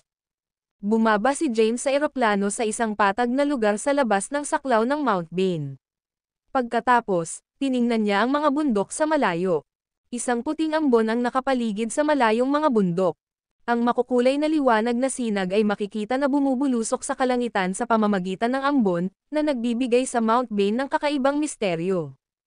Marami pang hindi kilalang bundok ang lumitaw sa paligid ng Mount Bane sa nakalipas na 3 taon. Gayunpaman, ang mga bundok na ito ay tinatakan at hindi makapasok. Ang selyo ay kailangang buksan upang makapasok sa mga bundok na ito. Inscan ni James ang lugar para sa isang habang. Tulad ng papasok na siya sa Mount Bane, ang ilang mga tao ay lumitaw sa malayo. Nakasuot sila ng sinaunang damit at may mahabang mga espada sa kanilang mga waists.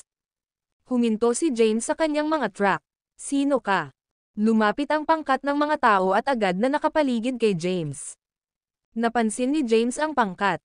Nakasuot sila ng mga asol na damit na may salitang, sacerdotal, dito. Sa isang sulyap, agad na nalaman ni James na sila ang mga alagad ng sekta ng sacerdotal. Ang sacerdotal sect ay itinatag sa Earth ni Zane. Ang isang matinding pagpatay na hangarin ay tumaas sa puso ni James nang isipin niya kung paano napunta si Matthias kay Japire at pinatay ang daan-daang libong mga tao. Dahil si Zane ay may ganitong mga biltod, napagpasyahan ni James na ang mga tao mula sa sacerdotal sect ay hindi maaaring maging mas mahusay. Sila ay magiging isang salot kung magpapatuloy sila na gumagala sa lupa. Gayunpaman, hindi agad kumilos si James. Pinigilan niya ang galit sa kanyang puso at tiningnan ang mga alagad ng sekta na nakapaligid sa kanya, na sinasabi. Ako si James Caden, isang tao mula sa lupa. Pumunta ulat kay Zane na narito si James. Panipi. James, sino? Ang isang sekta na sold ay hindi ka nais-nais. Sino sa palagay mo ang makikita mo ang aming pinuno ng sekta na nais mo? Ang isa pang alagad ay idinagdag, dahil narito ka, huwag isipin na aalis ka. Sok, hindi ko inaasahan ang mga martial artist mula sa Earth na maglakas loob pa ring lumitaw sa Mount Bane pagkatapos ng lahat. Tila nakalimutan na ng Earthlings ang mga nakaraang aralin na itinuro namin sa kanila. Baliin ko muna ang mga paa niya. Ang mga alagad ng sekta ay nagsimulang magbiro sa paligid. Lumapit ang isa sa kanila, binunot ang kanyang mahabang espada, at nanunuya kay James. Tapos, nakangiti niyang sabi, masyadong madali sa kanya ang pagbali sa kanyang mga binti. Puputulan ko ang kanyang mga paa at gagapangin ko siya palabas ng Mount Bane. Pagkatapos magsalita ng alagad, itinaas niya ang kanyang espada at itinutok ito kay James. Nakaramdam ng lamig si James sa kanyang gulugad. Alam niyang makapangyarihan ang umaatake at nakapasok sa ika-9 na ranggo. Kung siya ay isa pang martial artist mula sa Earth ngayon, tiyak na mapuputol ang kanyang mga paa. Swoosh! Isang ilaw ng tibak na sinisingil sa kanya. Bahagyang napaatras si James. Boom! Ang sword light ay bumagsak sa lupa, at ang mga bato sa malapit ay nabasag kaagad. How dare you dodge, bastard! Ang disipulo ng sacerdotal sect ay may malungkot na ekspresyon. Ang iba ay tumingin kay James na nanginginig. Sa kanila, si James ay na-fated na mamatay. Tiningnan ni James ang mga alagad ng sekta ng sacerdotal. Ang video na ito ay edited by Urban Storytelling. Kabanata 1986. Halika dito, bastard. Puputulan ko ang iyong mga paa at hahayaan kang mabuhay kung hindi mo gagawin. Walang sino mang pumupunta rito ngayon ang makapagliligtas sa akin sa pagpatay sa iyo. Ipinapangako ko sa iyo iyon. Ang alagad ng sekta ng sacerdotal ay mayabang. Huminga ng malalim si James, pinilit ang kanyang sarili na huminahon, at sinabi ng malamig, pitong sinabi na nais kong makita si Zane, kaya pumunta at magulat sa kanya na narito si James upang bisitahin. Panipi. Pinipilit mo pa ring makita ang sect leader natin. Nagdilim ang ekspresyon ng alagad, at mabilis siyang sumalakay. Noong una, ayaw silang saktan ni James dahil dumating siya para sa banal na bagay. Gayunpaman, alam niyang imposible ang pag-akyat sa Mount Bane kung hindi siya lalaban ngayon. Kapag ang tibak ng alagad ay malapit nang makarating sa kanya, biglang itinaas ni James kamay at hinawakan ang espada gamit ang dalawang daliri. Ano? Naging solemn na ang ekspresyon ng disipulo ng sacerdotal sect. Pinahusay niya ang lahat ng kanyang lakas, ngunit ang tibak ay hindi gumalaw. Bahagyang pinangunahan ni James ang kanyang mga daliri. Crack! Agad na sinira agad ng sekter ng sekta ang sekta. Pinakawalan ni James ang kanyang tunay na enerhiya. Ang malakas na enerhiya ay lumubog tulad ng isang alon at agad na pumutok sa paligid. Mga alagad ng sacerdotal sect. Bumagsak sila sa lupa sa iba't ibang lugar at dumaing. Sakit. Tiningnan ni James ang mga alagad ng sekta ng sacerdotal at mahinahon na sinabi, "Hindi ko ginawa. May balak kayong saktan, pero pinilit niyo ako. Ngayon, maaari kang pumunta at iulat ang aking bumisita." Hindi siya walang ingat na pumasok sa Mount Bane. Alam niyang hindi mabilang na overworld outsiders ang nasa loob ng Mount Bane. Sa kanila, doon, ay iilan na hindi mas mababa kay Zane. Ang mga alagad ng sekta ng sacerdotal ay nagpupumilit na bumangon mula sa lupa at tumalikod. Habang nakatatakot silang nakatingin kay James. "Patay ka na, bastard. Maghintay ka lang." Ang mga alagad ng sekta ng sacerdotal ay sinumpa sa kanya at kaliwa, tinanggal. Matieg ang naghintay si James sa parehong lugar. Itinatag ni Zane ang sekta ng sacerdotal sa Mount Bane. XAI. Pakikipag-chat sa isang lalaki sa loob ng manor sa Mount Bane. Ang lalaki ay nasa 25 o 26 na taong gulang. Nakasuot siya ng dilaw na damit at napakaganda ng hitsura. Tumingin siya kay Zane at nakangiting sinabi, "Sa ilang taon pa, mabubuksan na ang selyo dahil dumating ka. Sa Earth kanina, nakita mo na ba ang 4 na susi?" Ang lalaki ay isa ring overworld outsider at isang malakas na sekta. Ang kanyang lakas ay hindi nasa ibaba ng Zane, ngunit lumitaw lamang siya sa Earth 1 taon na ang nakalilipas. Ang kanyang pangalan ay Samarth Carter. Tumingin si Zane kay Samarth at malumanay na umiling-iling, na sinasabi. Nagpadala ng mga tao upang tumingin sa 4 na mga susi ngunit hindi ko ito natagpuan kahit na maraming taon. Hindi ko pa rin alam kung sino ang may 4 na susi. Panipi. Nang marinig ito, mataimtim na tumingin si Samarth. Hindi mo pa ito natagpuan kahit na maraming taon. Ang selyo ay magbubukas sa loob ng ilang higit pang mga taon. Ano ang gagawin natin kung hindi natin mahahanap ang 4 na mga susi? Panipi. Napangiti si Zane at sinabing, "There's no need to worry. Nakatadhana na itong mangyari. Pagdating ng oras, lalabas din ang 4 na susi. Kung sino ang lalabas sa Mount Bane na may 4 na susi, hindi iyon mahalaga." Ngumiti din si Samarth at sinabing, "Mukhang tiwala ka sa pagkakaroon ng magagandang kayamanan pagkatapos mabuksan ang selyo. Nagtataka ako kung naging Herculean ka na." Ngumiti si Zane ngunit hindi sinagot ang tanong. Nag-uulat. Sa sandaling iyon, ang isang alagad na sekta ng sekta ay pumasok at lumuhad sa isang tuhod. Tumingin si Zane sa disipulong nakaluhod sa lupa at mahinahong sinabi, "Ano ang problema?" Sumagot ang alagad, "Ginoo, lumitaw ang isang martial artist mula sa lupa sa paanan ng bundok.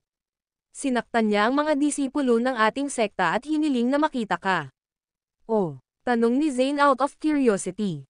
"Sino siya? Bakit niya ako gustong makita?" Sabi niya malalaman mo kung sino siya kung banggitin ko ang pangalan niya. James ang pangalan niya. Nang marinig ito, lumiit ang mga estudyante ni Zane, at tumayo siya mula sa upuan. Hinablot niya ang alagad mula sa lupa at malamig na tinanong, "Ano ang sinabi mo? Sabihin mo ulit, ano ang pangalan niya?" Nanginginig sa takot ang alagad. Sinabi niya na ang pangalan niya ay James Caden. Kinuha ni Zane ang kanyang ngipin. Paano niya makakalimutan ang taong ito? 3 taon na ang nakalilipas, ginamit ni James ang kanyang lagda martial art na kasanayan at malubhang nasugatan siya, na naging dahilan upang siya ay makunan at makulong sa loob ng ilang oras. Kung hindi para sa kanyang junior na nagpapakita, mas matagal na siyang makulong. Ang video na ito ay edited by Urban Storytelling. Kabanata 1987. Malubhang nasugatan siya ni James 3 taon na ang nakalilipas. Noon, medyo mahina ang lakas ni James. Hindi pa siya supernatural. Gayunpaman, kahit na siya ay nasa mababang ranggo, kaya niyang magdulot ng mapangwasak na pinsala sa kanya. Kung lumakas si James, tiyak na magdulot siya ng isang malaking banta. Akala niya patay na si James. Hindi niya inaasahan na muling lumitaw si James makalipas ang 3 taon at hahanapin siya. Sa malungkot na ekspresyon, sinabi ni Zane, makikita ko siya ng personal.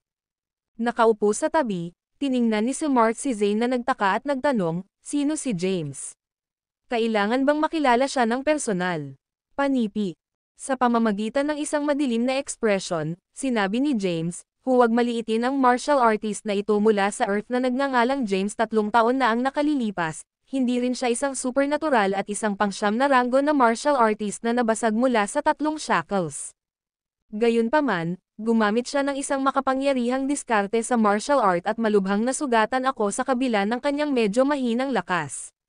Nawalan ako ng lakas sa pakikipaglaban matapos akong masugatan at mahuli ng mga martial artist ng Earth. Tapos, kinulong ako ng matagal. Oh, nang marinig ito, na-curious si Smart. 3 kadena lang ang na-unlock niya ngunit maaari niyang saktan ang isang tao na nakarating sa supernatural na pagganap. Nagulat si Smart, tumayo si Zane at bumaba sa paanan ng bundok ng may mga hakbang. Samantala, humigit kumulang 10 minutong naghintay si James sa paanan ng bundok. 10 minuto ang lumipas, isang pangkat ng mga tao ang pumasok sa kanyang paningin. Nakilala niya ang isa sa kanila bilang Zane, na nakilala niya 3 taon na ang nakalilipas. Sa likuran niya ay ilang mga alagad ng sekta ng sacerdotal. Mayroon ding isang tao sa isang dilaw na balabal, na hindi niya nakilala. Natanong ni Zane si James mula sa malayo. Ang hitsura ni James ay hindi nagbago, ngunit naramdaman niya na nakakita siya ng isang nakakalason na ahas nang makita niya si James, at nanginginig ang kanyang puso. Ano ang nangyari? Naguguluhan si Zane. Naisip niya, bakit nakakaramdam ako ng mga palpitations nang makita si James? Ganoon din ang naramdaman ni Smart. Hindi siya komportable matapos makita si James, at para siyang tinatitigan ng demonyo. Gayunpaman, wala siyang sinabi. Wala rin masyadong sinabi si Zane. Lumapit siya kay James at tinignan ito. Sa malungkot na ekspresyon, tanong niya, ikaw ba talaga James? Ngumiti si James at sinabing, I haven't seen you for many years, Zane. Dumating ako upang makita ka sa sandaling bumalik ako. Iniingatan kita sa aking isipan nitong mga taon. Nagsuot siya ng matangkad na ngiti. Ang mga hindi nakakaalam ng katotohanan ay iisipin ni na James at Zane ay mabubuting kaibigan na maaaring pag-usapan ang anumang bagay. Napatitig si Zane kay James. 3 taon na ang nakalilipas, nais niya ang pamamaraan ng paglilinang ni James at pabayaan ang kanyang bantay, nahulog sa isang bitag. Noon, mamamatay sana siya kung determinado ang mga martial artist ng Earth na patayin siya. Haha, Zane. Sa sandaling iyon, isang tawa ang nagmula sa malayo. Narinig kong nagpakita ang taong nanakit sa iyo 3 taon na ang nakakaraan. Nang umalangaw-ngaw ang tunog, mabilis na tumakbo ang isang lalaki at agad na lumitaw sa larangan ng paningin ni James. Magulo ang itsura ng lalaki at mahaba at magulo ang buhok. Pinandilatan niya si James sa harapan niya at dinilaan ang tuyong labi. Pagkatapos, sinabi niya, ito ba ang brat na nanakit sa iyo? Tuwang-tuwa na pinagsalikop ng lalaki ang kanyang mga palad at naghahanda na sa pakikipaglaban. Napatingin si James sa lalaking sumulpot. Nakilala niya ang lalaki mula sa pagbabasa ng mga talaan sa Martial Artist Forum. Ang kanyang pangalan ay Matias. Pagkatapos lumitaw sa Earth, nagtungo siya sa Japira upang iligtas si Zane at nagdulot ng massacre doon, na pumatay sa daan-daang libong tao. Wala siyang awa, at ang kanyang mga kamay ay natatakpan ng dugo. Nakakakita ng taong ito, si James ay kumukulo ng galit, at isang nakamamatay na hangarin ay tumaas sa kanyang puso. Pinagsama niya ang kanyang mga kamao at tinitigan si Matias, na sinasabi ng malamig, Matias Judah, di ba? Wow, brat, narinig mo na ba ako? Tumingin si Matias kay James at ngumiti ng playfully. Sinabi niya, tama iyon. Ako ay Matias, panipi. Kung hindi siya makakaramdam ng kakaibang palpitations sa pagkakita kay James. Si James ay maaaring hindi kapani-pani walang malakas upang bigyan siya ng isang pakiramdam ng panganib. Matapos pigilan siya ni Zane, naramdaman din ni Matias ang abnormality. Ang enerhiya ni James ay nadama ng malamig, makasalanan, at tulad ng isang demonyo. Gayunpaman, Tiwala pa rin siya dahil nasa mundo sila. Ang mga martial artist ng Earth ay mahina, kaya hindi siya natakot. Kilala ni Zane ang karakter ni Matias at nag-aalala na ang huli ay kumilos ng walang ingat. Kaya naman, dali-dali siyang humakbang, nakatayo sa harap ni Matias.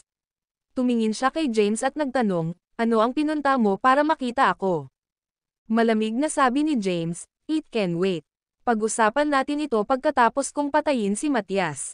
Haha, sa tingin mo ba kaya mo akong patayin, brat? Humagalpak ng tawa si Matias.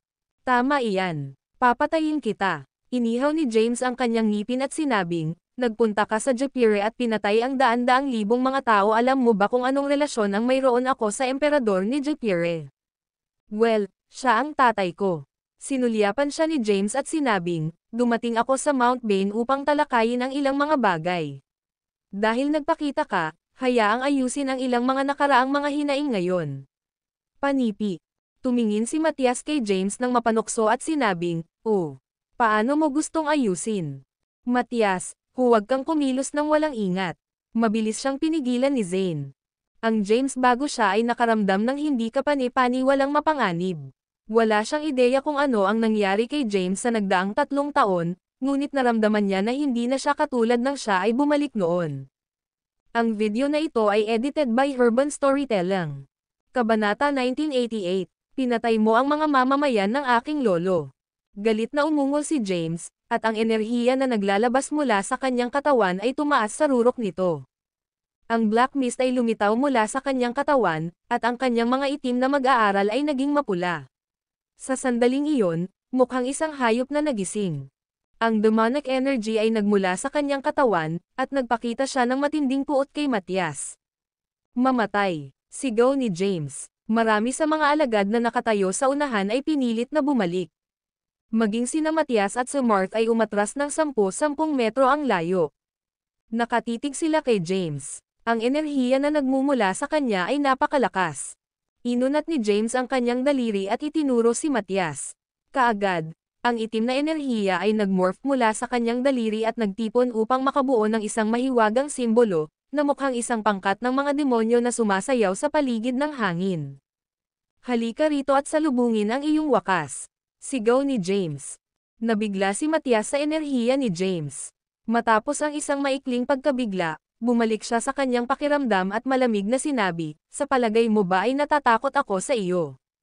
Matias, hindi ba mabilis na pinigilan ni Zane si Matias at sinubukang sunggaban siya? Gayunpaman, huli na. Nakakuyom na mga kamao si Matias at agad na humarap kay James. Gamit ang mahigpit na pagkakahawak sa kamao, inindayog niya si James. Ang kanyang kamao ay naglalaman ng malakas na maaaring maghiwalay ng mga bundok at ang lupa. Hindi natatakot si James sa malakas na suntok. Itinaas niya ang kanyang kamay at inihagis ang kanyang kamao upang salubungin ang suntok ni Matias. Boom! Nagsalpukan ang kanilang mga kamao. Ang dalawang makapangyarihang puwersa ay nag-clash, at isang malakas na tunog ang sumabog. Ang katawan ni James ay itinulak pabalik ng ilang mga hakbang, at maaari siyang makaramdam ng isang malakas na puwersa na sumisid sa kanyang buong katawan mula sa kanyang mga bisig. Ang kanyang enerhiya ng dugo ay nagtsumid mula sa pagkabigla. Nasugatan din si Matias. Ang kanyang kamao ay nadama, at hindi niya maiwasang i-swing ang kanyang braso. Anong malakas na pisikal na lakas? Nagulat si Matias. Samantala, sinaman ng tingin ni James si Matias. Si Matias ay malakas at malamang na isang supernatural na nagbukas ng kanyang 8th inner gate. Hindi niya mapapatay si Matias sa kanyang pisikal na lakas lamang. Sa sandaling iyon, ginamit niya ang kanyang isip para ilabas ang kanyang kapangyarihan.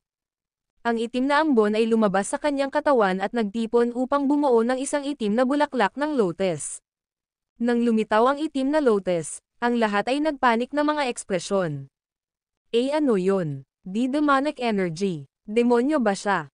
Imposible. Paano maaaring magpakita ang isang demonyo sa Earth? Ang video na ito ay edited by Urban Storytelling. Kabanata 1989. Nagulat ang lahat nang lumitaw ang itim na lotus. Ang itim na lotus ay naglalaman ng malakas na demonic energy. Imposible para sa isang makalupa na magkaroon ng napakalakas na demonic energy. Si James ay hindi tao. Isa siyang demonyo. Maaaring hindi alam ng mga tao sa Earth ang pagkakaroon ng mga demonyo, ngunit si Zane at ang iba ay mula sa Overworld at alam ang tungkol sa kanila. Ang kasalukuyang kasanayan ng Earth ay nauugnay sa mga demonyo. Maging si Matias ay nabigla at agad na nawala ang kay-abangan niya noon. Puno ng kilabot ang mukha niyang nag-aalala habang patuloy siyang umaatras. Mamatay. Tinuro ni James si Matias. Ang itim na lotus ay tumama kay Matias na may nakakatakot na demonic energy. Bago pa makapag-react si Matias ay binalot na ng demonic energy ni James ang kanyang katawan. Sinakal ng demonic energy ang kanyang katawan na parang ahas. Ang kanyang mukha ay baluktot sa sakit, at ang kanyang ekspresyon ay nakakatakot at nakakatakot. Pinalibutan siya ng demonic energy at nagdulot sa kanya ng matinding sakit. Inilabas niya ang lahat ng kanyang lakas sa pagtatangkang makawala. Gayunpaman, ang demonic energy ay masyadong malakas, at hindi siya makakawala kahit gaano pa niya subukan. Boom! Ilang sandali pa, sumabog ang kanyang katawan at nawala sa paningin ng lahat sa isang iglap. Nasaksihan ang pagkamatay ni Matias, unti-unting kumalma ang galit na puso ni James. Ang demonic lotus ay nag-transform sa itim na ambon at pumasok muli sa kanyang katawan, ibinalik ang kanyang mukha sa normal. Pakiramdam niya ay ibang-iba siya sa kung sino siya ilang sandali lang ang nakalipas. Nakatingin lang si Zane nang walang magawa habang ang kanyang junior ay namatay sa mga kamay ni James. Alam niyang na-unlock na ni Matias ang 8th inner gate. Gayunpaman, madali siyang napatay ni James. Hindi siya makapaniwala. 3 taon na ang nakalipas, si James ay walang iba kundi isang langgam sa kanyang mga mata. Pagkalipas ng 3 taon, siya ay naging walang kapantay. Ito ay hindi ka panipaniwala, James, ikaw. Napatitig si Zane kay James. Wala siyang ideya kung paano nakuha ni James ang napakalakas na demonic energy. Napatingin din si James kay Zane. Sa pagkakataong iyon ay naisipan din niyang patayin si Zane. Dati, hindi niya alam kung gaano kalakas ang supernatural power niya, pero alam niyang kaya niyang patayin ang isang malakas na lalaki tulad ni Matias. Marahil, kaya niyang patayin si Zane at ang lahat ng overworld outsiders. Matapos sumagi sa kanyang isipan ang pag-iisip, ngumiti si James ng husto. 3 taon na kitang hindi nakikita, Zane. Na-miss kita. Ngumiti si James at muling pinakawalan ang demonic lotus. Tumalon siya at tumayo sa itim na lotus. Pagkatapos, tumingin siya kay Zane, si Marth, at sa mga disipulo ng sacerdotal sect na nasa harapan niya. Bibigyan kita ng pagkakataong mabuhay, Zane. Sige at atakihin mo ako. Kung matatalo mo ako, patatawarin kita sa lahat ng nangyari sa nakaraan. Kapag natalo ka, ang lugar na ito ang magiging libingan mo. Umalangaw-ngaw ang boses ni James. Umalis ka sa daan. Sigaw ni Zane. Ang mga disipulo ng sacerdotal sect sa likod niya ay umatras sa malayo at nakamasid mula sa malayo. Napaatras din si Marth sa malayo. Si James at Zane na lang ang natira sa lugar. Ginawa ni Zane ang kanyang cultivation method, at ang true energy sa kanyang katawan ay umikot. Inilabas niya ang kanyang true energy sa kanyang buong lakas. Ang enerhiya ay bumangon at ikinalat ang mga ulap, at ang kalangitan ay agad na naging maaliwalas. Bahagya siyang nag-aalala kay James. Hindi siya sigurado sa naranasan ni James sa nakalipas na 3 taon. Hindi niya alam kung paano nakakuha si James ng ganoon kalakas na demonic energy. Gayunpaman, malinaw na kailangan niyang lumaban ngayon. Pinatay ni James ang kanyang junior, at mawawalan siya ng posisyon sa Earth kung hindi siya maghiganti. Bukod dito, gusto ni James ang kanyang buhay. Ano kaya ang iisipin ng overworld outsiders sa kanya kung hindi siya lalaban? Mamatay ka, B****. Angal ni Zane. Umalangaw-ngaw ang kanyang nakakabinging boses, at nanginig ang lupa. Isang malakas na sonic wave ang bumalot sa paligid. Naramdaman ni James na namamanhid ang eardrums niya. Umikot ang true energy at blood energy sa kanyang katawan. Hindi mapigilan ang blood energy, uminit ang kanyang lalamunan, at bumulwak ang dugo sa kanyang bibig. Ang video na ito ay edited by Urban Storytelling. Kabanata 1990. Gayunpaman, pilit niyang tiniis at nilunok ang dugo sa kanyang bibig. Anong nakakatakot na enerhiya, gaya ng inaasahan mula sa isang taong nakaabot sa supernatural na katuparan. Nagulat si James. In terms of true energy, mas mababa siya kay Zayn. Umasa siya sa pisikal na lakas ng kanyang katawan at sa itim na lotus. Malinaw, hindi siya katapat ni Zayn kung aasa lang siya sa kanyang pisikal na lakas. Sa pagkakataong iyon, humarap sa kanya si Zayn. Naikuyom ni Zayn ang kanyang kamao at umindayog kay James. Ang kanyang kamao ay naglalaman ng napakalakas na puwersa, na tila gustong durugan ang lahat ng dinadaanan nito. Si James ay nahuli sa kanyang pag-iisip at bahagyang pabaya. Tumama ang malakas na kamao sa kanyang katawan. Ang kanyang katawan ay nasugatan, at siya ay pinalipad sa malayo. Matapos masabugan ng halos libu-libong metro, sa wakas ay nawala ang puwersa. Sa sandaling iyon, naramdaman ni James ang ilang mga bitek sa ibabaw ng kanyang katawan na para bang ito ay isang piraso ng salamin na nabasag na may hindi mabilang na maliliit na bitek, na masisira kapag hinawakan. Anong matinding puwersa? Ito ang unang pakikipaglaban ni James sa isang powerhouse na umabot sa supernatural consummation. Nabigla siya sa lakas ni Zayn. Kahit malakas siya sa katawan, hindi pa rin siya katapat ni Zayn. Nang malapit na siyang sumuko, isang malakas na puwersa ang lumabas sa kanyang katawan at mabilis na inayos ang kanyang malubhang sugat na katawan. Sa maikling sandali lang ay tuluyan ng gumaling ang mga sugat ng kanyang katawan. Ano? Nagulat si James. Ito ang unang pagkakataon na siya ay nasugatan pagkatapos ng kanyang muling pagkabuhay. Ang katawan na ito ay maaaring automatikong gamutin ang mga pinsala at pagalingin ang sarili nito. Napakaganda ng katawan. Nagulat si James. Sa sandaling iyon, puno na naman siya ng kumpiyansa. Kahit na ang kanyang kalaban ay umabot sa supernatural na katuparan, kaya ano? Hanggat hindi siya mapatay agad ni Zayn, hindi siya matatalo. Dahan-dahan siyang naglakad papunta kay Zayn. Tiyak na mapatay ni Zayn ang isang supernatural na nag-unlock sa 9th inner gate sa isang galaw mula noong naabot niya ang supernatural consummation at isang hakbang na lang mula sa pagiging Herculean.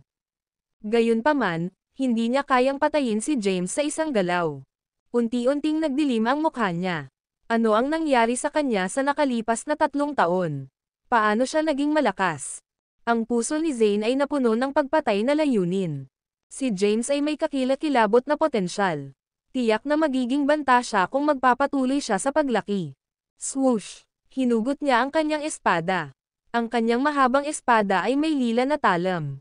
Itinutok niya ito kay James, at lumipad ang isang purple na sword light mula sa mahabang espada. Si James ay gumawa ng isang utos sa kanyang isip, at ang itim na lotus ay nagbago sa itim na ambon. Pagkatapos, ito ay muling hinubog sa isang mahabang itim na espada at binaril. Break! Angal ni Zayn. Hinawakan ni Zayn ang kanyang mahabang purple na espada at agresibong umatake. Patuloy niyang ibinaba ang kanyang espada, winasak ang mga materialized na espada na nabuo mula sa itim na ambon. Sa bawat oras na ang isang mahabang itim na espada ay nabasag, si James ay magdaranas ng backlash. Sumunod si Zayn at inatake muna ang itim na lotus. Nararamdaman niya na kakaiba ang itim na lotus, at kailangan niyang sirain ito kung gusto niyang patayin si James. Tinusok niya ang itim na lotus gamit ang kanyang espada. Ang Black Demonic Energy ay lumitaw mula sa itim na lotus. Ang demonic energy ay parang isang baging na tumutubo sa kahabaan ng talam ng mahabang lilang espada, ganap na nilalamon at sinisira ito. Mabilis na binitawan ni Zayn ang espada at umatras. Kasabay nito, pinakilos niya ang lahat ng kanyang true energy at inatake muli ang itim na lotus. Agad na nabasag ang itim na lotus at naging itim na ambon, na pumasok sa katawan ni James. Napaatras si James ng ilang hakbang. Sa sandaling iyon, ang kanyang blood energy ay kumukulo, at siya ay bumulwak ng isang subo ng dugo. Nakakatakot ang ekspresyon ni Zayn. Gulat na napatingin siya kay James. Hindi niya inaasahan na ang itim na lotus ay napakasama, ni hindi niya inaasahan na ang lakas ngayon ni James ay napakalakas.